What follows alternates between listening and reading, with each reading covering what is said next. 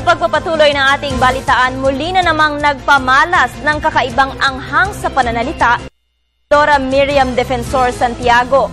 Ngayon, ang kaniyang hamon, huwag nang patagalin pa ang issue ng PDAP scam. Kasuhan na raw sa ombudsman ang mga sangkot dito. Balitaan mo kami, Dennis Cortez. Hinikayat ni Senator Miriam Santiago si Ombudsman Conchita Carpio Morales na sampahan na ng kaso sa Sandigan Bayan ng mga sangkot sa pork barrel scam.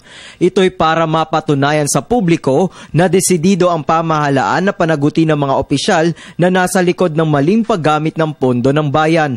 I think it would be best if the Ombudsman could at least file some of the cases in court now, because the public are getting jaded with these public revelations in the Senate probe.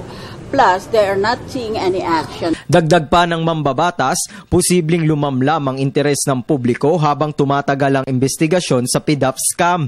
Siyam na pagdinig na ang isinagawa ng Senate Blue Ribbon Committee matapos pumutok ang kontrobersiya. Kabi-kabila na rin ang naging privilege speech ng mga mambabatas na nakakaladkad sa nasabing issue matapos ibunyag ng mga testigo o whistleblowers ang mga maanumalyang transaksyon. Bukod kay kabilang sa mga nagbigay ng testimonya sina dating TRC Director Dennis Cunanan at dating Social Secretary Ruby Tuason.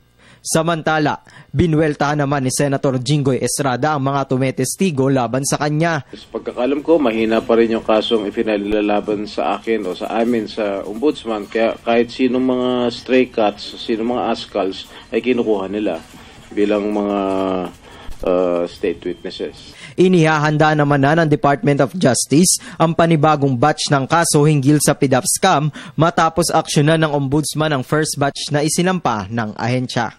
Para sa Telebisyon ng Bayan, Dennis Cortez.